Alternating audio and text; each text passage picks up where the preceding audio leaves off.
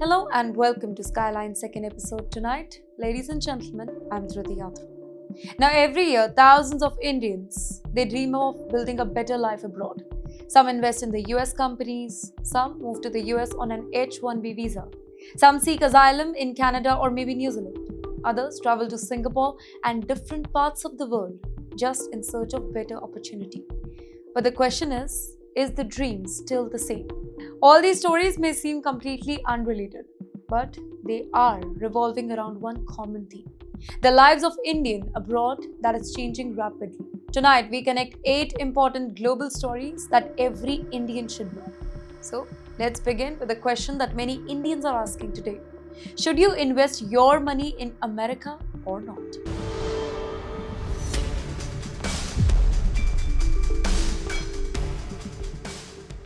For decades, investing in American companies was something only wealthy investors could dream about. Buying shares of maybe Apple, owning part of Microsoft, or investing in Google, it seemed impossible for most of the Indians, but not anymore. Today, technology has completely changed the investment world.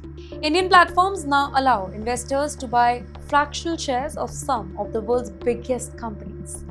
Well, even if you cannot afford an entire share, you can still invest small amounts and become a part owner of global businesses. Well, there are 3 major ways Indians can now invest in the American market. The first is by directly purchasing the US stocks through global investing platforms. The second is through Indian mutual funds that invest in American markets such as S&P 500, etc. And the third one, it is through the GIFT City, which is gradually becoming India's gateway to international investing. But yes, before investing, every Indian should understand the rules first. Ladies and gentlemen, under the Reserve Bank of India's liberalized remittance scheme, an individual can legally invest up to $250,000 US every financial year overseas without seeking special approval. That is a big amount. But taxation, that is something investors often overlook. Well, if you transfer more than 7 lakh rupees abroad in a financial year, tax collected at resource or TCS may apply. Fortunately, this is not an extra tax forever. It can later be adjusted while filing your income tax return. And then comes another important point here. If you earn dividend from American companies, both the US and India may tax that income. However, India allows investors to claim foreign tax credits so that the same income it is not taxed twice. But experts also remind investors that foreign assets must be declared correctly while filing the income tax return. Ignoring those rules, it can invite heavy penalties for you. So yes, investing globally has become easier than ever. But smart investing also means understanding every legal and tax requirement before sending your hard-earned money abroad. And yes, while thousands of Indians are legally investing in America, another story coming from the US has shocked the entire Indian community. Well, while some Indians are sending money to America legally, others are now accused of bringing illegal drugs into the country. That's right. The United States has intensified its crackdown on illegal substances, and now 2 Indian nationals have become part of that campaign. That's right, according to the US Department of Homeland Security, immigration officers seized about 109 kilograms of illegal substances from 2 Indians at the Sweetgrass port of entry in Montana, while they were allegedly attempting to smuggle those substances across the border. Authorities say that illegal substance was hidden inside a vehicle, and Homeland Security investigation has launched a detailed probe into the case. Now, the seizure comes at a very important time when the Trump administration has made the narcotics one of its biggest priorities. Now, trafficking has become a central issue in America's border security policy, and federal agencies have significantly increased inspection at ports of entry. According to the US Custom and Border Protection, these illegal substances remain one of the most frequently smuggled one that is entering the country. Thousands of kilograms have already been seized this particular year, showing how massive the challenge has become. Well, officials have not really released the identity of the 2 individuals, and investigations, they are still ongoing. But you know what? Cases like these often create concern within the wider Indian community because the overwhelming majority of Indians who are living in the US, they are law-abiding professionals, students, entrepreneurs, business owners. Incidents involving a few individuals, it can unfortunately affect public perception of an entire community. Well, the investigation is expected to continue, and authorities say that more details could emerge in the coming weeks. But yes, while some Indians are facing criminal investigation in the US, many others are beginning to ask a very, very different question. Is the American dream still worth chasing or not? Because you know what? For thousands of highly skilled Indians, the dream of moving to the US is beginning to look far more uncertain than it once did. Well, for nearly 3 decades, the formula simple: study engineering, get a good job, receive an H-1B visa, move to America, build a successful life. For millions of Indians, that was the ultimate career roadmap. But today, that roadmap is beginning to change. Many Indian professionals are questioning whether the H-1B route that still offers the future it once promised.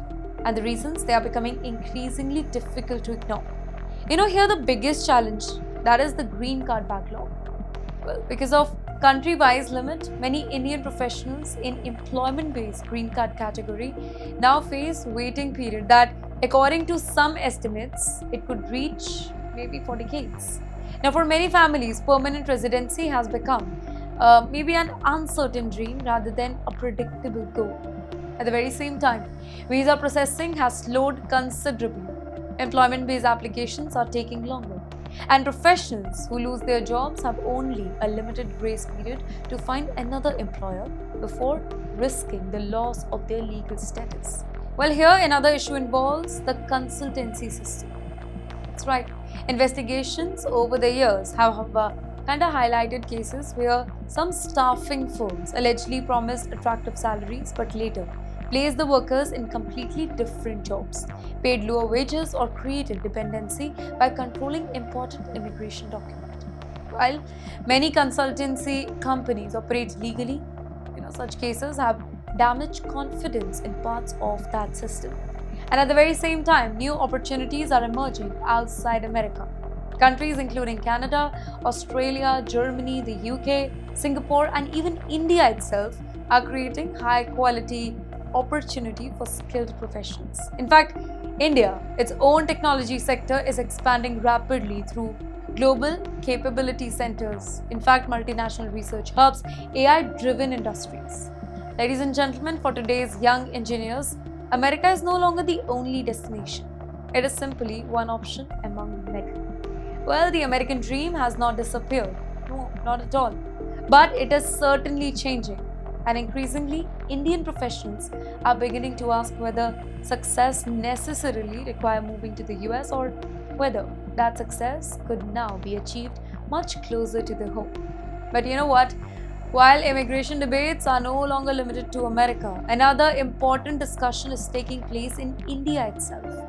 One involving passports, citizenship, and voting rights. For years, many people have believed that holding an Indian passport automatically proves that you are an Indian citizen. Well, in every situation. But recently, that belief has come under fresh discussion. Well, a debate has started over whether an Indian passport alone can be treated as proof of citizenship during electoral verification.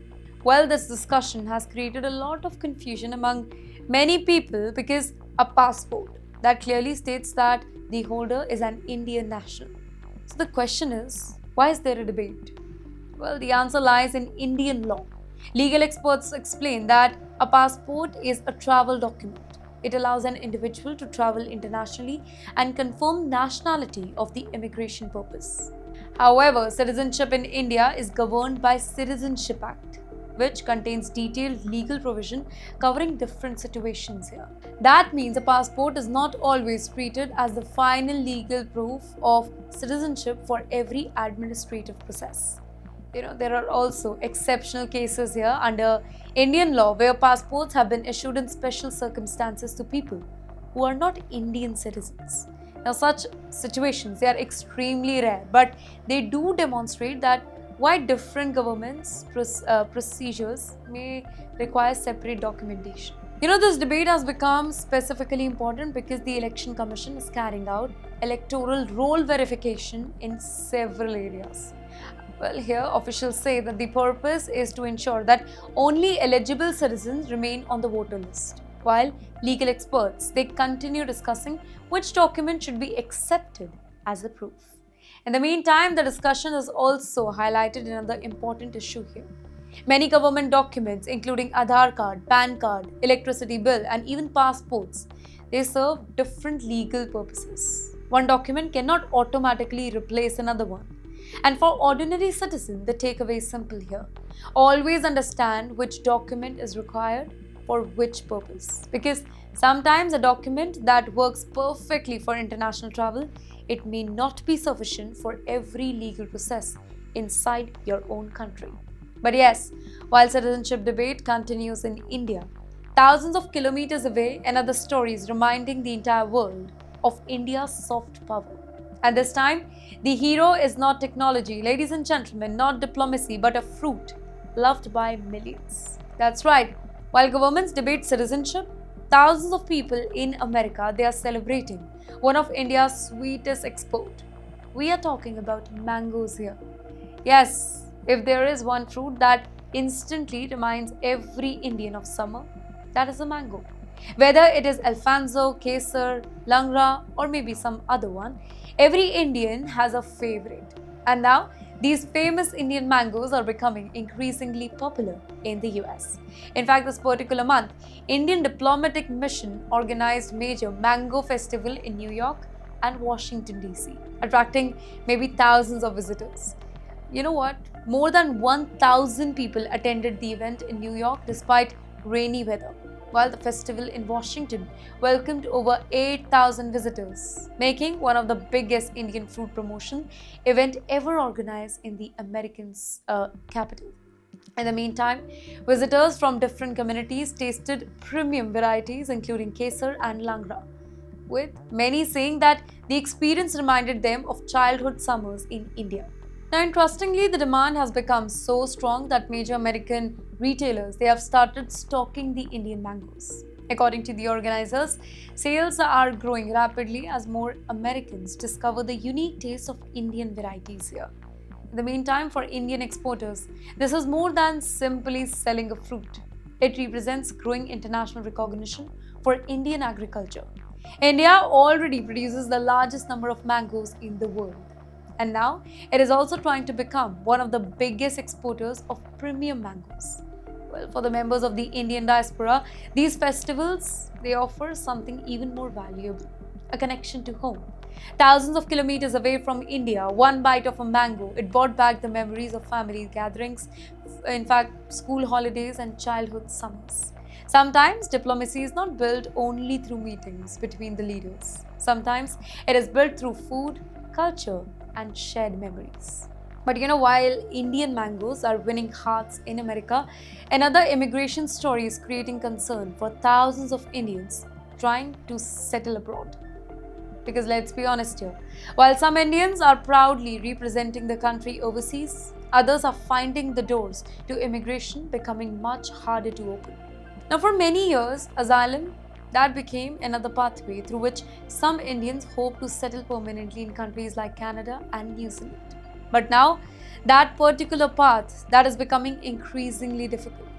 Authorities in both the nations have significantly tightened scrutiny of asylum applications submitted by Indian nationals. In fact, according to the official figure, rejection rates have risen sharply after immigration officials concluded that many applications lacked sufficient evidence or maybe failed to establish genuine persecution claim. Officials say that they are carefully examining every single application before granting a refuge protection. Immigration experts they believe this crackdown it is also affecting a network of agents and consultants who allegedly charge applicants large sum of money while promising easy asylum approval. Well, for genuine asylum seeker, this creates a lot of panic. Longer investigation, greater scrutiny, and much higher standard of proof that have become a new reality. In fact, the data also reveals an important trend here.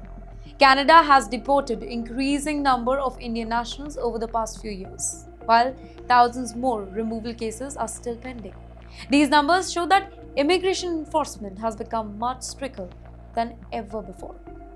In the meantime, experts say that anyone planning to move abroad should always use legal immigration pathways instead of relying on shortcuts or fake promises made by the agents. Because, let's be honest, one wrong decision can affect not only a person's future but also their family's life. Yet, despite these challenges, millions of Indians continue building successful lives across the world through education, professional skills, and legal migration. And one country that continues depending heavily on Indian workers is Singapore. However, hundreds of these workers are now facing a completely different crisis. They have jobs, but they have not been paid yet. Singapore has always been one of the most popular destinations for Indian workers. Every year, thousands travel there hoping to earn a better salary, support their families, in fact, build a secure future. But for more than 400 migrant workers, that dream suddenly turned into a nightmare.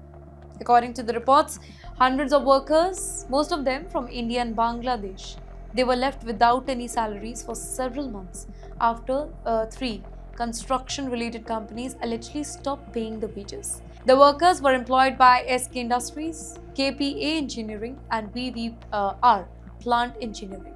Reports say companies share a common director who now believes to have left Singapore and is currently uncontactable. Can you imagine working day after day in a foreign land, far from your family, only to discover that your salary has stopped coming? Rent still has to be paid, food still has to be bought. Families back home are still waiting for money, but your employer simply disappears. Thankfully, Singapore's National Trade Union Congress, along with the Migrant Workers Center and the Ministry of Manpower, stepped in to support the affected workers. More than 80 companies have already offered nearly 400 job vacancies, giving many workers hope that they will soon be able to restart their lives. Well, the workers have also received emergency financial assistance while the officials investigate the company and help recover unpaid salaries. Labor experts say that this particular case once again highlights the importance of stronger protection for migrant workers, specifically those who depend entirely on their employer for salary, accommodation, and legal work status.